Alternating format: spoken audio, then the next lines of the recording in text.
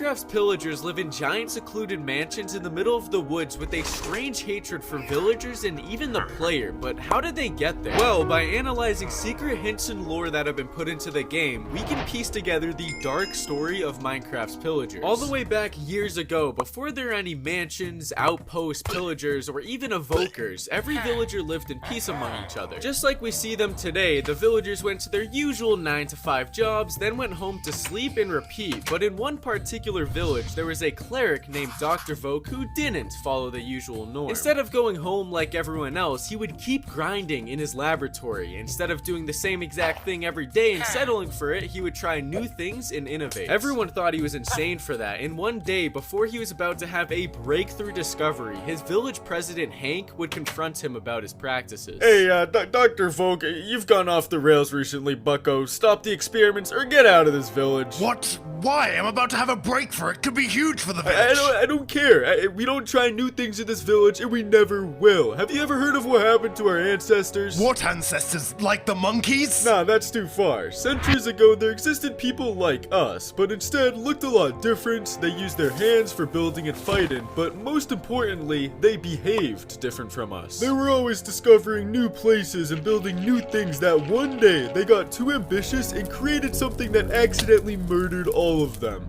What did they create? Nobody remembers exactly. Some say it was a portal, some say it was a mob. But fortunately, a few did survive and created these villages where we've learned from our ancestors' mistakes to not try new things or we'll repeat what they did. Which is what I'm afraid you'll end up doing. You got till tomorrow morning to decide. I'll see you later. Dr. Vogue couldn't believe it. All of his genius work was about to be thrown in the gutter, even though he was confident it wouldn't ever hurt anybody. He already had his grindset made up though, and later that night he packed up his lab while everyone was asleep and left, heading to where no villager had ever gone before, the snowy tundra. Without iron golems to defend himself against the mobs of the night, he needed some sort of shelter, so he went ahead and built himself a small cozy igloo that he could hunker down in for the time being. He was still worried that Hank would come looking for him once he found he left, so he built a decoy home where he could sleep on the surface, but underground was where the real magic happened, and I ain't talking about breeding. In this bunker, he stored his cleric brewing stand and would carry out whatever experiments he wanted, all in secret. And for the following months, the experiments he did conduct were pretty tame, similar to the ones back in the village. But just as his skin turned gray from the lack of vitamin D in that cellar, his hatred for the villagers grew as well, and his morals left him. Along with this, one of his big experiments required a test subject, so on one dark night, he sneakily took a trip back to the village while everyone was sleeping and kidnapped one of his old boys, Ronnie the farmer. No, please.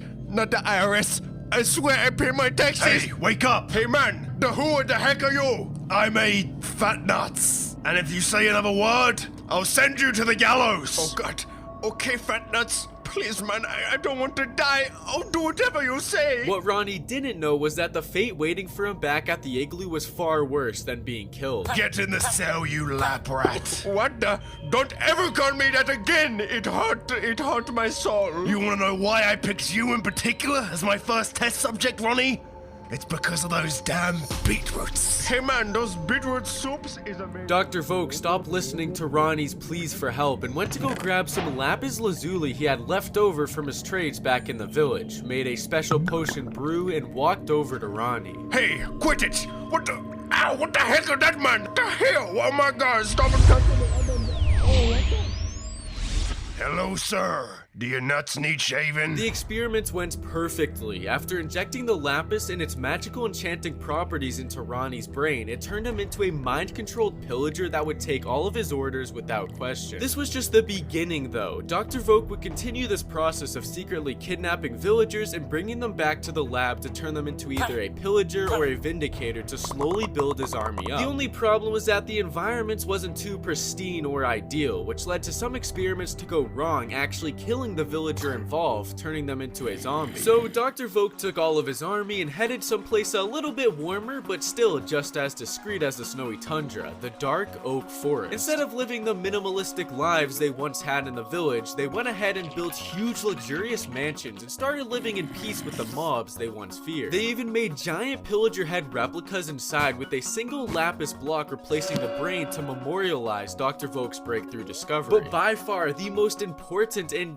disturbing addition to the mansion was Dr. Volk's altar room. This was where he would now conduct the transition of captured villagers into mind-controlled pillagers, but it would also be the place for new tests and experiments. Similar to Ronnie, the first test subject, Benny, who is a village blacksmith, was kidnapped and about to be tested on by one of Dr. Volk's new methods. Benny, I know you're being put to this against your will, but just know you'll be making pillager history today. What did you just say about my mom? Dr. Volk recited a ritual and threw a new potion onto Benny, turning him into a never-before-seen mob, the Ravager. Everything about it, the facial features, the sounds it made, all resembled exactly that of a villager, but 100 times stronger. Now with this absolute monster of a creation, Dr. Volk finally decided to prepare revenge on the village by ransacking it and capturing Hank as well as the rest of his citizens. The first order of business was to make a game plan with a huge map they built for the raid.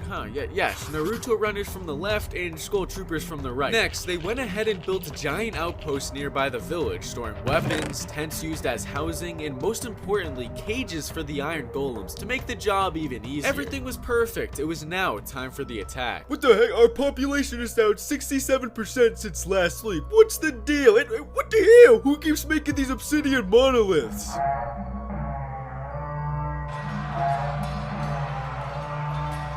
Oh, they must be from the new update. Oh, wait a second. 1.69.2 hasn't come out yet.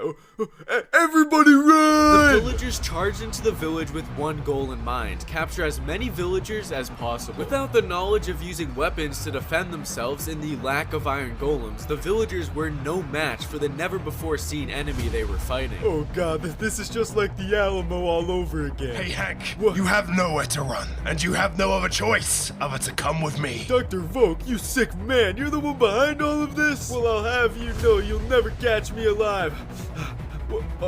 What the hell? With Hank and the other living villagers locked inside the cold prisons built in the mansion, the old village was left to rot away into an abandoned village, with some of the killed citizens turned into zombies. While locked inside the prison, Hank realized how far gone and dangerous Dr. Volk had become. There was what seemed like automatic farms, rooms to house riches, and even a room replicating an end portal the ancient builders constructed. It was literally everything he feared. He had to stop him before history repeated itself. Hey pal, come on out, tough guy, come follow me. Who, me? Where am I going? Fight Club. Ronnie brought Hank over to the mansion room with a built-in fighting ring inside of it. This is where villagers are forced to throw it down, all for the pillagers' entertainment. As you know, it's a Tuesday afternoon, and that means Fight Club! Okay, today we have the president of the village, Hank, in the ring. And going up against him, we're starting off with an ex-librarian, Howard the Pillager! Hank thought back to his 315-pound bench press and the weights he used to lift back in the 80s. He was confident he had this in the bag. The bell rang and Hank started throwing punches while dodging all of the arrows shot at him. And maybe it was the lapis injection in the brain, but Howard's reaction time just wasn't there. I'm sorry I gotta do this to you, Howard. You're like a brother to me, but you're not the Howard I once knew. Ooh, that was some alpha male material. Let's see if he has that luck against ex-blacksmith Benny the Ravager. Oh, holy crap. Oh, come on, baby, come on. The bell rang again. This time it was Hank up against a 500-pound animal beast, but Hank was also 500 pounds of pure muscle. This fight was a lot more intense. Hank knew his life was on the line and he was fighting with every last breath. He powered through though and was able to outsmart the beast by spamming the old smack and step back method. What the hell? How is he winning? Wait, he's supposed to die, but what do we put him against now? Me. I'd like to handle this one personally. Everyone went silent. Dr. Volk stepped out of the corner with a menacing look on his face. He decided if you want a job done, you gotta do it yourself. Dr. Volk, you were once a great cleric, but look at all of this. Human experiments, recreating portals, fight clubs, you're gonna kill us all like our ancestors did. Nonsense. I'm doing all of this for the greater good. Mankind needs to progress. This is capitalism, Hank. Alright, you asked for it. Holy mother of... The bell bell rang. This time around, Hank wasn't able to predict his opponent's moves as well. Giant claws coming out of the ground and small ghosts attacking him. He realized how smart of a scientist Dr. Vogt actually was. You're putting up a much better fight than I anticipated, Hank. But just realize there is no winning outcome for you here. We'll see about that, scumbag. Hank unleashed everything he had on his enemy, throwing haymakers left and right, pushing him out of the ring, taking every hit like it was nothing to him. Then finally, on half a heart, Hank unloaded his last possible punch. No!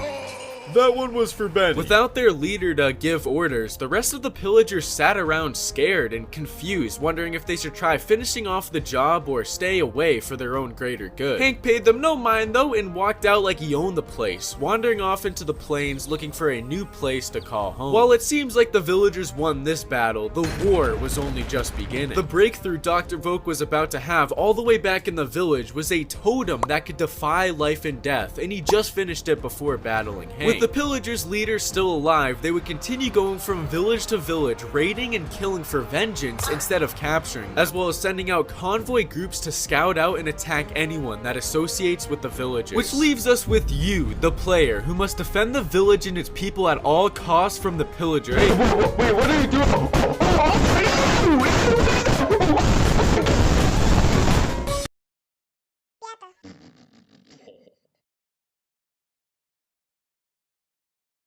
Текст тебя